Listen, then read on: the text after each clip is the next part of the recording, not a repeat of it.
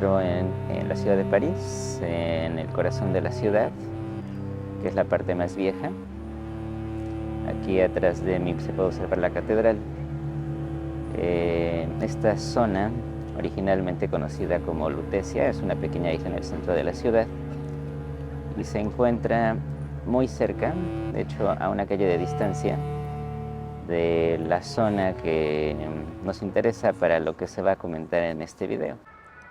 Esta isla que está en el centro de París, donde originalmente se encontraba la ciudad, la parte más vieja de la ciudad, está rodeada por el río Sena, que se puede observar aquí atrás, y que es una de las partes más conocidas de la ciudad. Este río atraviesa toda la ciudad de lado a lado. Bueno, y ahora vamos a caminar hasta el lugar que nos interesa, que es un barrio que está exactamente, como ya lo habíamos dicho, aquí a un lado. Solo hay que cruzar la calle. Pues vamos a ir caminando. El nombre de este barrio es San Severán.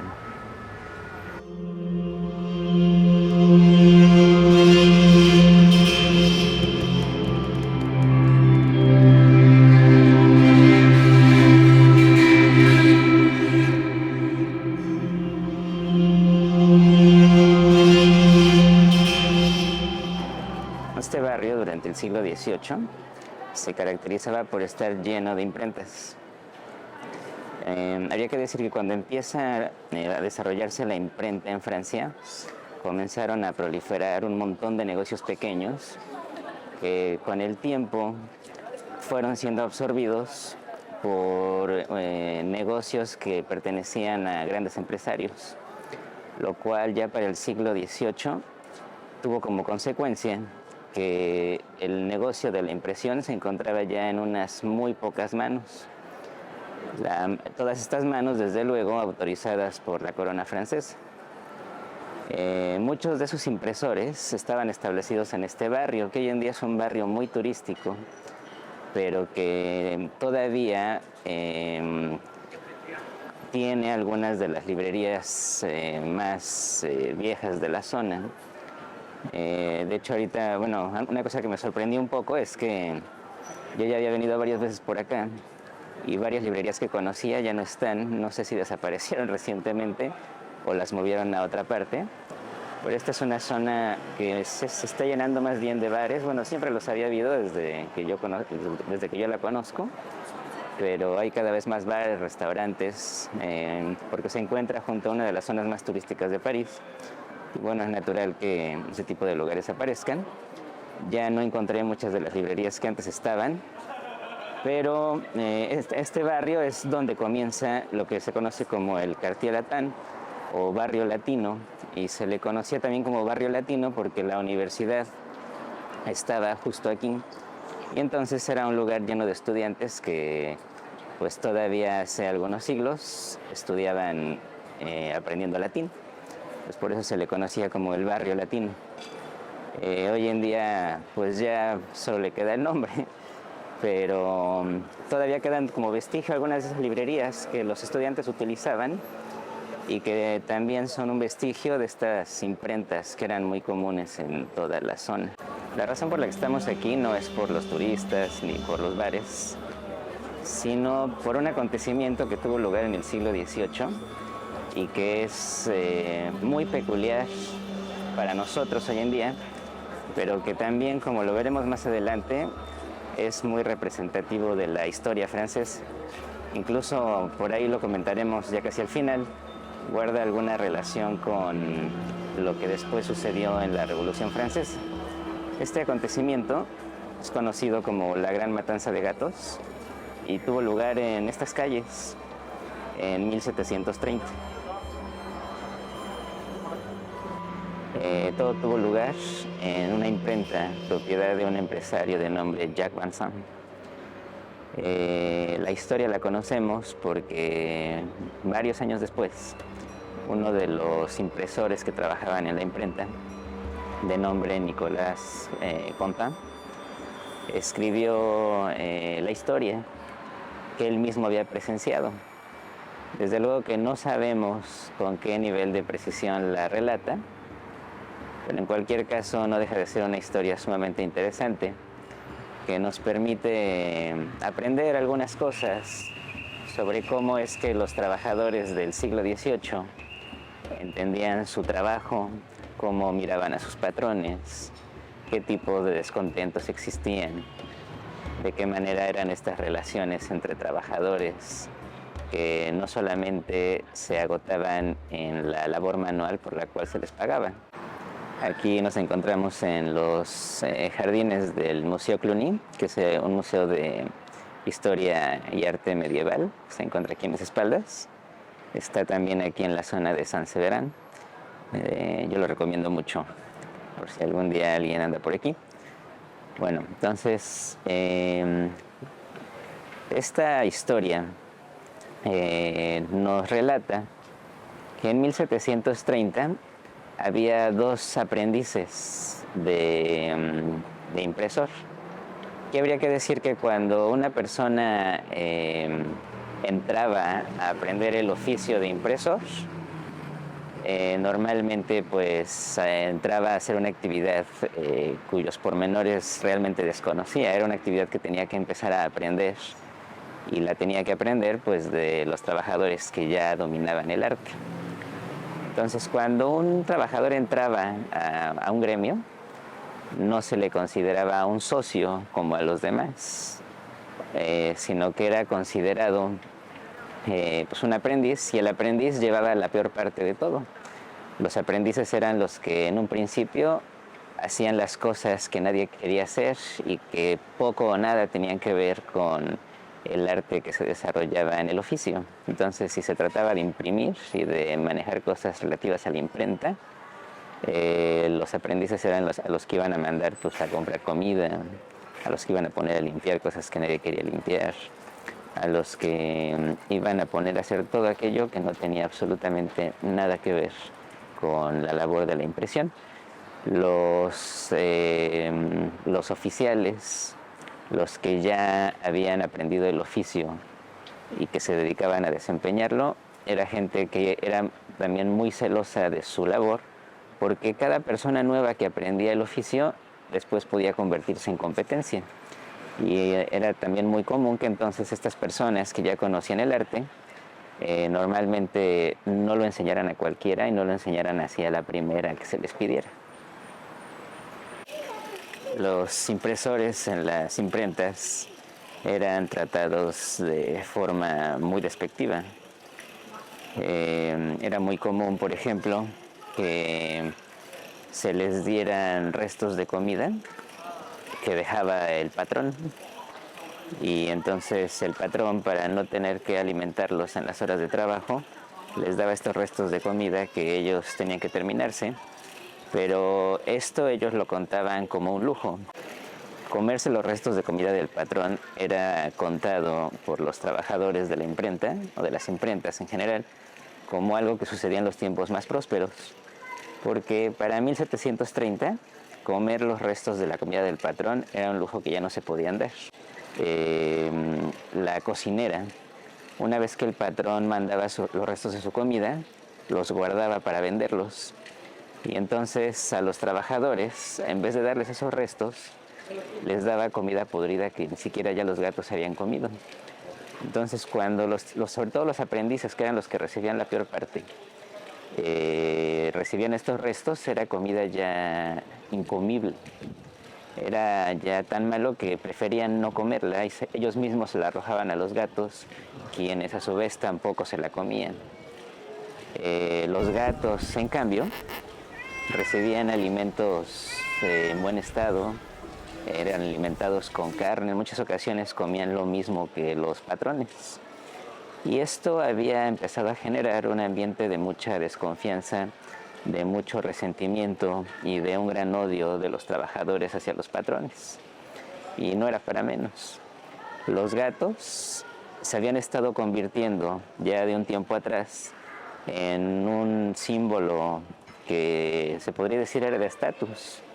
Los trabajadores no podían mantener animales, no podían tener mascotas. Los patrones siempre tenían mascotas, preferentemente gatos, y estos gatos eran tratados de manera mucho más considerada, mucho más preocupada de la que se trataba a los mismos trabajadores. La situación llevaba siguiendo esta misma dinámica desde hacía mucho tiempo atrás, hasta que dos aprendices jóvenes que no habían todavía aprendido las reglas de convivencia que los demás trabajadores ya habían aprendido a respetar. Sus nombres eran Jerome y Lebeye. Un día decidieron gastarle una broma al patrón.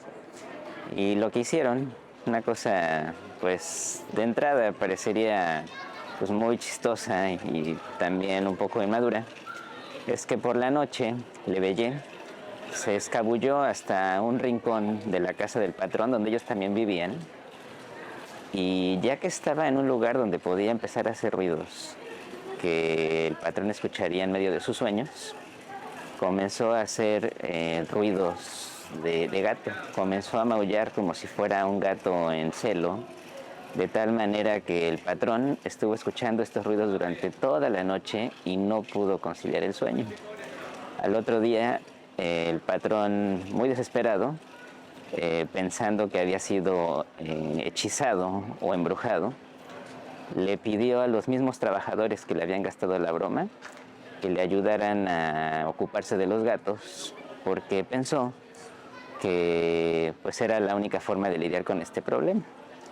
Y entonces le pidió a los mismos que habían gastado la broma que se ocuparan de deshacerse de todos los gatos. Además, esta zona estaba llena de gatos porque pues, era una zona de impresores, como ya lo habíamos dicho, y pues tener gatos era una cosa que a todos los patrones les gustaba.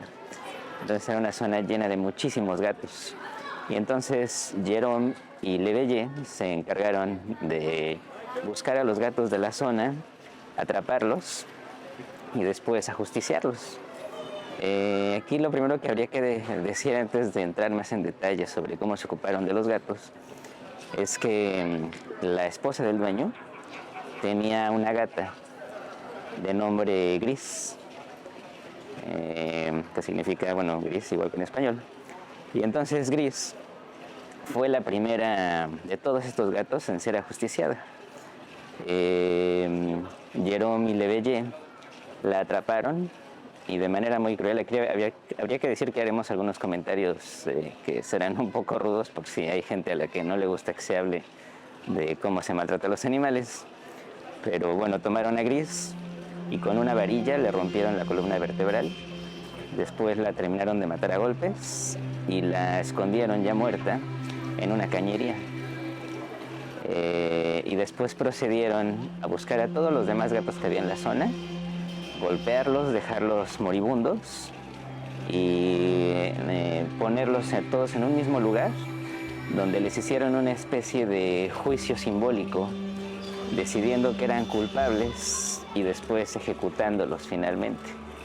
Fue una escena que pues parecería salida de una especie de película de terror, pero que a estos trabajadores les causó una gran risa, un gran entretenimiento, una gran diversión. Y más adelante veremos por qué.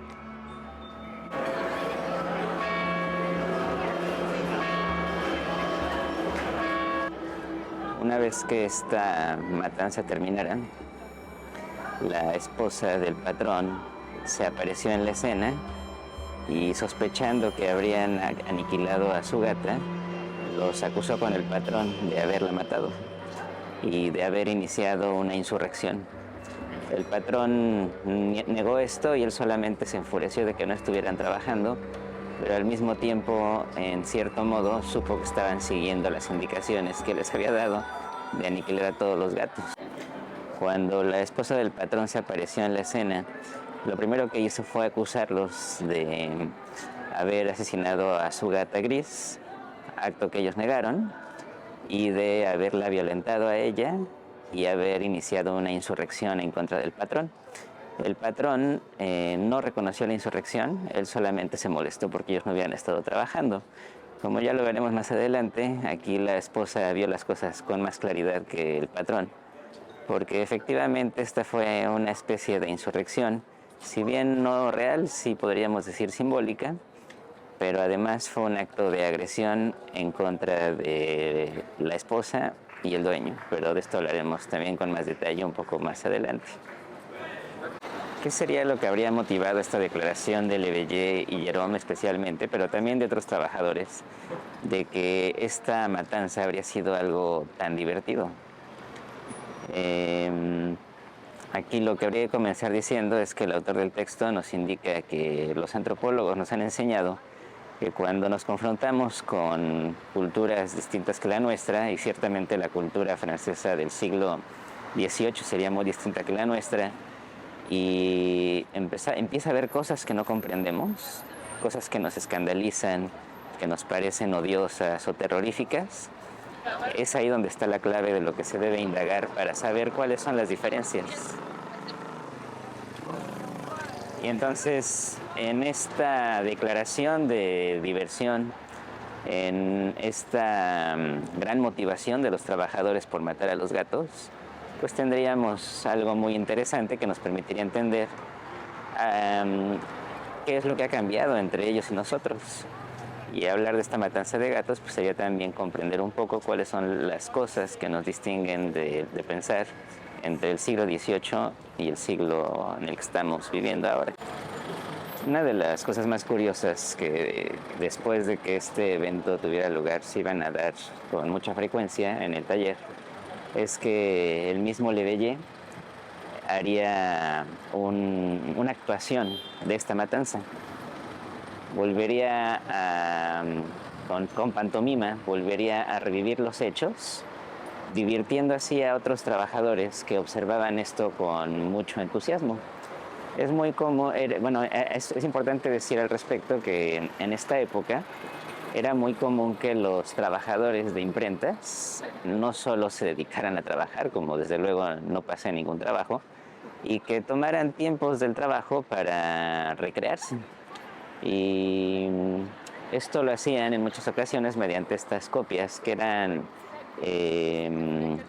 reactuaciones de eventos que habían sucedido con pantomima para ridiculizar a alguien. A esto ellos le llamaban copias. Era muy frecuente que lo hicieran para burlarse de algún trabajador, y en esta ocasión lo hacían para burlarse del patrón y de su esposa, sobre cómo habían sido engañados, sobre cómo no habían podido descubrir que Gris había sido asesinada, sobre cómo los trabajadores los habrían agredido y ellos no habrían podido hacer nada para tomar represalias de algún tipo. Entonces, Leveillé haría estas copias una y otra vez para recrear esta matanza de gatos, y esto sería algo que por mucho tiempo siguió divirtiendo a los trabajadores de la imprenta. Las matanzas de gatos no eran una cosa nueva en el siglo XVIII. En realidad, en Francia había una gran tradición de matar gatos en el entorno de los carnavales, especialmente en el Mardi Gras. Era muy frecuente que mientras se hacía alguna otra cosa no relacionada directamente con los gatos, los jóvenes, que eran quienes particularmente festejaban en el carnaval, tenían siempre algún gato por ahí al que iban pasando de mano en mano, arrancándole el pelo para que maullara. A estos maullidos de los gatos en medio de este dolor que se les infligía, en la cultura alemana se le llamaba Katzenmusik, o música de gato. Entonces, como podemos ver, incluso había términos acuñados. En francés, la expresión que se usaba para referirse a este acto de hacer maullar al gato jalándole el pelo en el carnaval era faire le chat, o hacer el gato. Esto pues, nos da una indicación de que estos trabajadores de la imprenta no inventaron esta violencia contra los gatos, sino que más bien estaban echando mano de una costumbre, de una tradición bien arraigada en la cultura francesa, y que se pudo apreciar en este evento tan peculiar cuando los trabajadores, en vez de agredir directamente al patrón, pues decidieron agredir a estos gatos haciendo también así una declaración muy precisa. Otra cuestión que habría que tomar en cuenta es que los gatos también van a tener una vinculación en las historias francesas con la brujería y la magia. Era muy frecuente que se pensara que las brujas, por ejemplo, podrían convertirse en gatos. Existe una historia de una mujer a la que se le acerca un gato blanco, ella lo toma entre sus brazos, lo carga, y cuando va caminando por la calle, se cruzan con otra mujer de la que se sospechó, bueno, de la que según esta historia se sospechaba que era bruja, y el gato que la mujer lleva entre los brazos voltea a ver a la mujer y la saluda en francés, dándole las gracias. Entonces las brujas se pensaba podían tomar formas de gatos y se pensaba comúnmente que si había algún gato cerca era posible que una persona hubiera sido embrujada o afectada de alguna forma similar. Entonces se creía que una manera de interrumpir este tipo de afectaciones se lograba mediante la mutilación del animal. Un gato mutilado ya no iba a ser visto como un gato que fuera una amenaza, porque para empezar ya podía ser identificado como alguien que estaba vinculado a este tipo de influencias mágicas o de la brujería. Y entonces, por ejemplo, en los pueblos se decía que si se observaba un gato del que se sospechaba podría tener algo que ver con un hechizo, era conveniente agredirlo, romperle una pata, dañarlo, para que después cuando este gato se reconvirtiera en humano se pudiera identificar al humano. Y entonces, según esta tradición, por ejemplo, era frecuente que un gato sufriera una agresión y se le rompiera una pata y al otro día alguien en el pueblo, normalmente una mujer, aparecería con una pierna rota porque ella era el gato. Entonces, esta otra tradición de la cultura oral francesa también siempre va a tener al gato como esta figura mágica, esta figura que, pues en cierta manera, también pone al gato como un ser de cuidado, como un ser oscuro, como un ser vinculado también a lo femenino, vinculado a la sexualidad. De hecho, el autor del texto hace hincapié en que la misma palabra chat se usa igual que en inglés con una connotación sexual, como en inglés pussy se usa para referirse al aparato reproductor femenino. En francés la palabra chat se usaría de la misma manera. Al final, una cosa que va a ser importante de este evento de la matanza de gatos es que los trabajadores utilizaron el evento como una manera de desfogar este resentimiento que tenían contra los patrones y que no habían podido desahogar de ninguna otra manera, no se atrevían a rebelarse, no eran revolucionarios como los que destruirían y tomarían la Bastilla algunas décadas después. No eran un gremio que se caracterizara por haber nunca realmente hecho una rebelión abierta en contra de los patrones. Simplemente eran trabajadores que tenían un desprecio por estos patrones y que entonces, ante su incapacidad de llevar esto a una rebelión abierta, lo mejor que pudieron hacer fue elaborar este simulacro, porque al final fue una especie de simulacro, fue una rebelión que no es una rebelión, fue una insurrección que el patrón mismo no pudo reconocer como una insurrección, porque ni siquiera la dijeron con palabras, sino que la representaron con actos que no hacían aquello que ellos mismos querían hacer, es decir, no asesinaron a la esposa, no violaron a la esposa, no asesinaron al patrón, no golpearon al patrón, pero asesinaron a Gris. Y entonces, en este acto y sobre todo después en su reconstrucción que se hacía en las copias, lo que podemos observar es justamente una burla que para ellos ya es un ensayo de rebelión, pero que no llega nunca a rebelión.